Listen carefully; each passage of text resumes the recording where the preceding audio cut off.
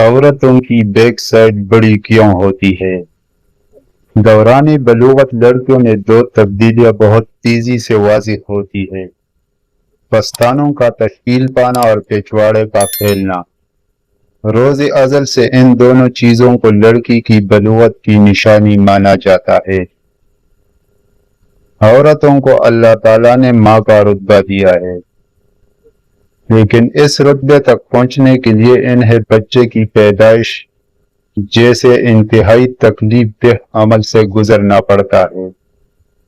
اس عمل کو کسی قدر آسان بنانے کے لیے عورتوں کو مردوں سے بڑی گاں عطا کی گئی ہے، اور اس کو مردوں کے لیے کشش کی وجہ بھی بنا دیا گیا ہے۔ کچھ لوگوں کا کہنا ہے کہ عورتوں کا پچھواڑا پیچھے سے جمع کرنے کی وجہ سے بڑا ہوتا ہے، لیکن یہ غلط تاثر لوگوں میں پایا جاتا ہے۔ میاں بیوی کے درمیان دبر کا جمع یا پچھواڑے کا جمع تقریباً تمام معاشروں اور دنیا میں ایک انتہائی متنازع موضوع ہے۔ اس سے قطع نظر طبی طور پر یہ ایک انتہائی خطرناک فعل ہے۔ ایسے میاں بیوی جو جنسی بیماریوں سے پاک ہوں اور ایک دوسرے سے انتہائی پابندی کے ساتھ وفادار ہیں، ایک دوسرے کو جنسی بیماریاں منتقل نہیں کر سکتے، لیکن بغیر مناسب احتیاط کے دبری جمع دونوں افراد کے لیے خطرناک ہو سکتا ہے۔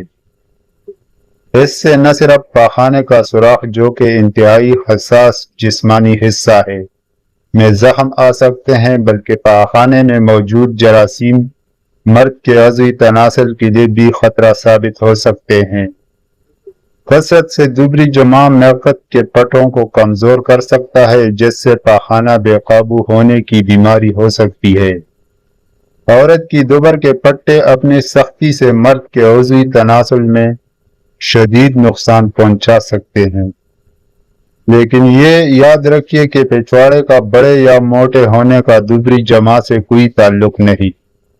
اگر آپ کی اہلیہ اپنے پچھواڑے میں وزن بڑھا رہی ہے اور آپ نے ان سے کبھی دبری جمع نہیں کیا، تو اس کا یہ قطعی مطلب نہیں کہ وہ کسی اور مرد سے یہ فعل کر رہی ہے، بلکہ اس کا مطلب یہ کہ جب مرد زیادہ خوراک کرتا ہے تو اس کی چربی پیٹ میں جمع ہوتی ہے، اور عورت کی چربی پچھواڑے میں زیادہ تر جمع ہوتی ہے۔